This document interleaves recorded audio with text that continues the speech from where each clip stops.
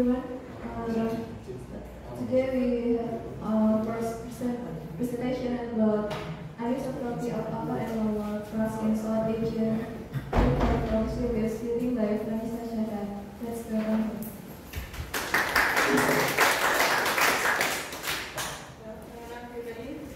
Today I'm going to talk about the anisotropy of upper and lower crust in South Aegean, inferred from shear-wave splitting. Our topic today is going to be divided into introduction, and second will be data and method. The third will be results and discussion, and the last one will be conclusions. So we start from the tectonic setting of the South Aegean, from the forming of the Hellenic Trench in this part. The forming of the Hellenic Trench formed by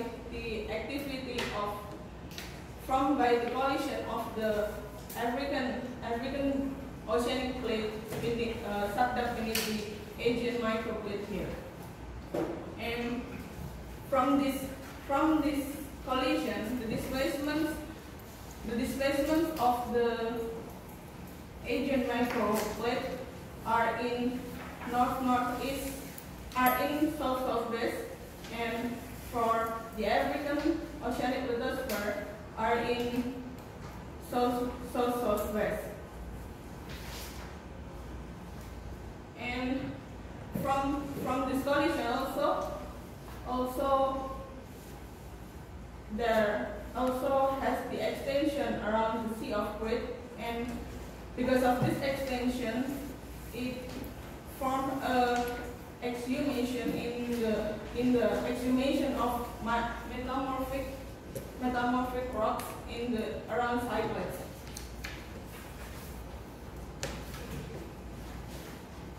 And our method here is going to be shear-wave splitting that has been frequently used to identify the anisotropy of the Earth.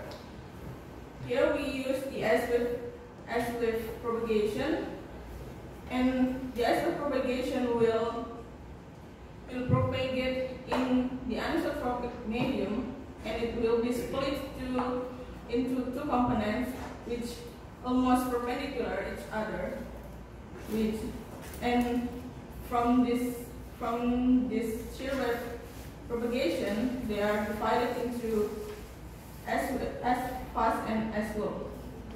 And from this evidence, we can get the parameters to characterize the shear-wave splitting by the fast polarization directions and also the time delay between the fast and the slow waves.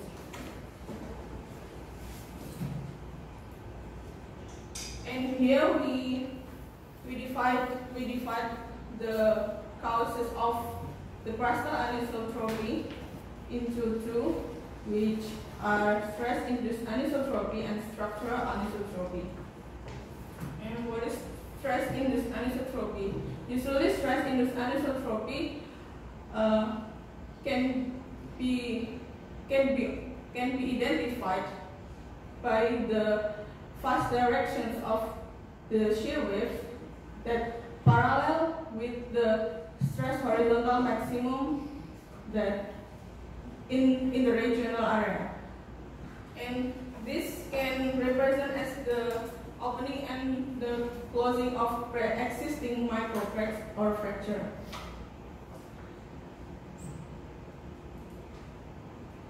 And the second is the structural anisotropy. Usually the structural anisotropy can be identified by the consistency of the fast shear wave, which is parallel with the preferred mineral orientation due to the foliation of metamorphic rocks, or by the fractures in the active faults, and also with the paleo alignments of rock fabric. Here we use the data from the Eagleadus network, which lies on Greece area, and we did the absolute location with the data from November 2005 to January 2007, and we did the absolute location by using the non-linear log. And from the absolute locating earthquake, we obtained around 5,200 crustal earthquakes from 65 stations of the Aegean. And after that, we tried to process the S-wave in the MFAS software, which the software will process each wave path into all these 14 defined band pass filters. And we here also did the twice measurement, which the first measurement we used from the original MFAS predefined filters, and the second measurement we use our own defined bandpass filters, and both of these measurements has no significant difference. And after that, after we process the MFAS, we can get the quality of all the measurements into A until D grade of the splitting measurements. And the second method we used here is statistical analysis. Here we use the Rayleigh test to know whether our data are distributed uniformly or has a preferred mean directions. And here we also have the null hypothesis, which the population is distributed uniformly around the cycle. And the third, we also calculate the percentage of anisotropy with this equation. And here we need to define the velocity of shear wave, and from this we use the Crustal modeling from this table. We use all this as velocity from depth 0 to 30.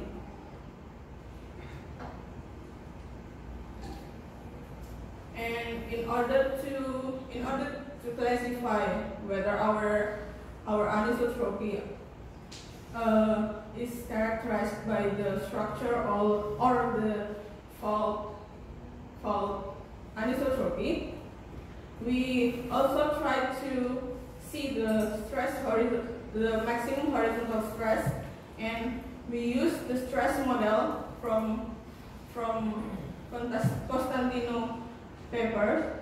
He did stress inversion, and we got all the regime from his model, all these six regimes.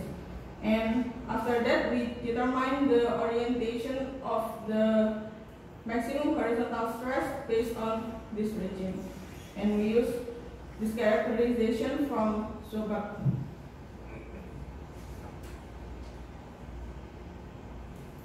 And from our result, the MFAS processed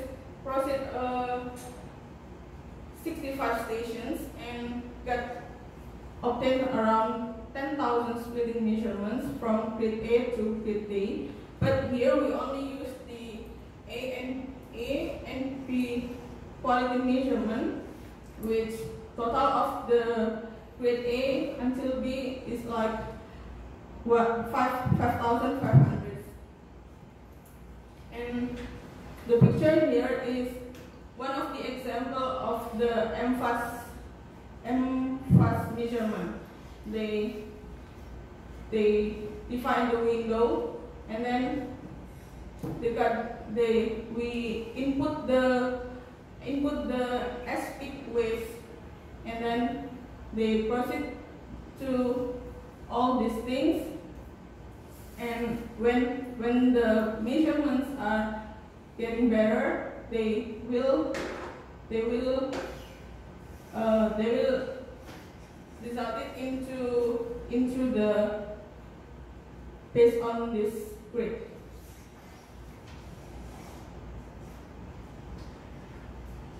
And because we also use the Rayleigh test to see whether our data is uniform distributed or it prevert to one direction. We obtained all these data are prevert to one direction. So from the R test, we reject the null hypothesis, which hypothesizes that all our data are uniformly distributed.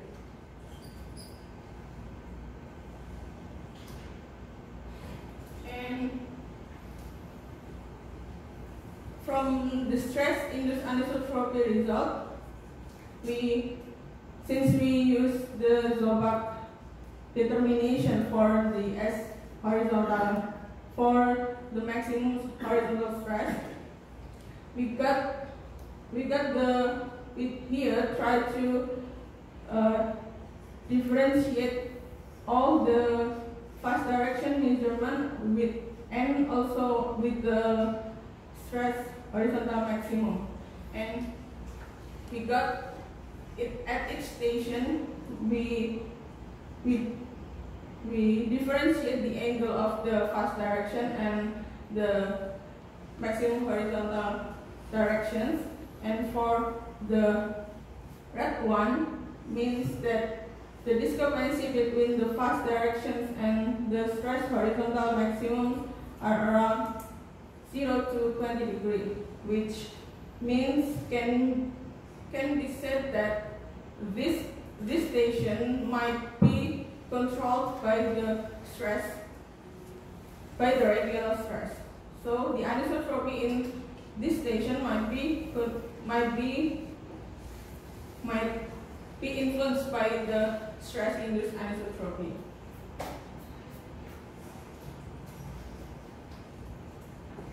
Because the same with the structural anisotropy,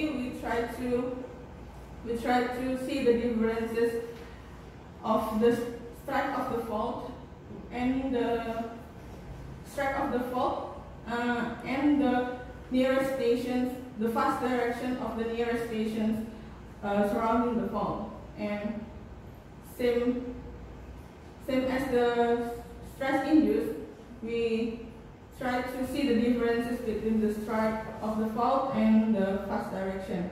And here we also classified from red to blue rotational wedges.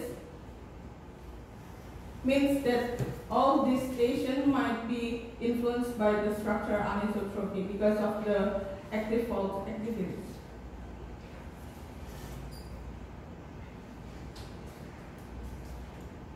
And since we also have a Mantle anisotropy from the previous study of in the same area, we try to compare our Crustal anisotropy with the Mantle anisotropy. And from all our measurements here, since that the Crustal anisotropy might be also controlled by the Mantle anisotropy, which in this area, the Mantle anisotropy probably reflects the parallel of the trends below the slab. And for the Peloponnese area, the Mantle anisotropy also might be produced by the existence of the trans parallel, because in this area the trend has been detached because the trend of the Hellenic area has been comes to the front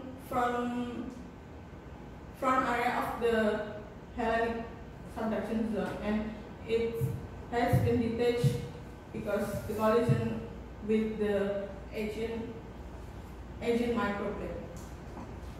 And for this Cyclades area, the mantle anisotropy may be produced by the mantle which retreating descending slab, because in this area, because the slab of the Hellenic trends are retreat, so along this area has been extended and exhumed metamorphic core complex around the Cyclades.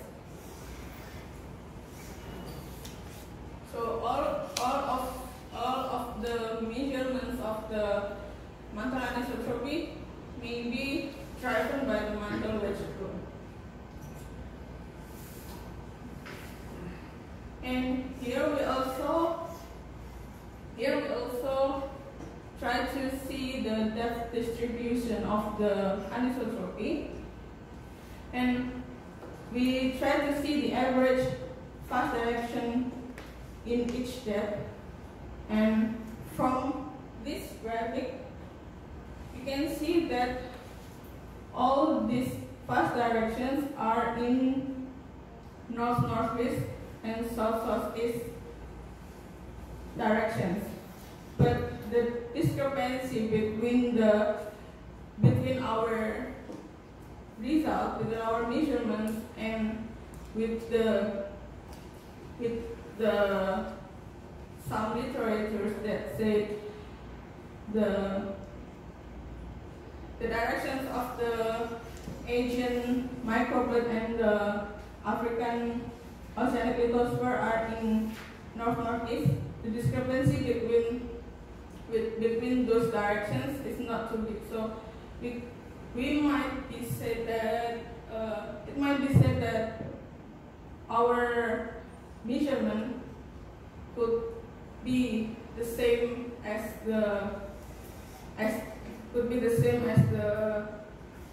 all this literature said. And then for the delay time here, we also try to see the distribution which step has the biggest delay time. And most of the depth of the distribution of anisotropy shows that the average delay time of each step has like the same value, around 0.3 seconds. And this value also similar with usually crustal anisotropy delay time. And we also try to normalize the rate path of the delay time and try to see that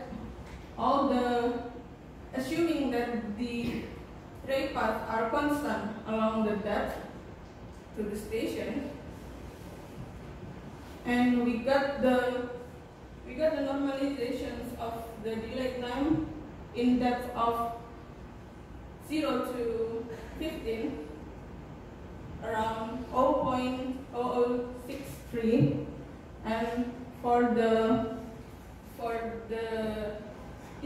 greater depth, like around 15 to 25 kilometers, we obtained the normalization delay time around 0.0043.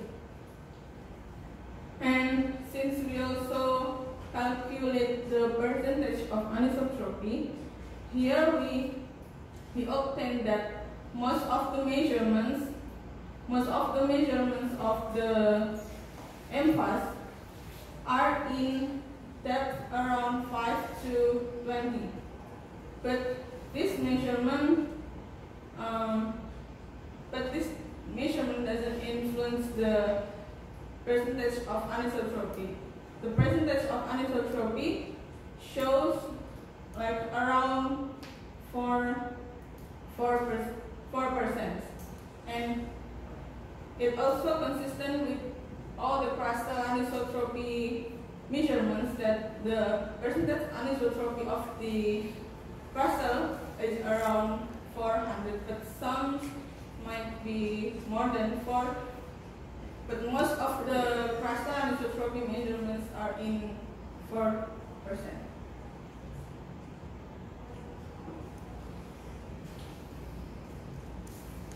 And for the conclusions here, we can get the conclusions of our measurements that the stress that our measurements could be said that both of the structural anisotropy and the stress-induced anisotropy are controlled the crustal anisotropy. Since the stress-induced anisotropy observed in most of the stations along the Hellenic Trench, which can be seen from the red and the blue rotational wedge, and also with the structural anisotropy. The structural anisotropy also shows that most of the stations along the Hellenic Trench are parallel to the fault strike. And from our comparison with the Mantle anisotropy, we suggest that the crustal and the Mantle anisotropy is in agreement, which shown by the red and the blue rotational wedges, and it means that the crust has the same mechanism as the Mantle anisotropy. And also the crustal anisotropy from the measurement and from the percentage of anisotropy, we could say that our crustal anisotropy is concentrated at the depth of 5 to 20 with north-northeast, south-southwest directions.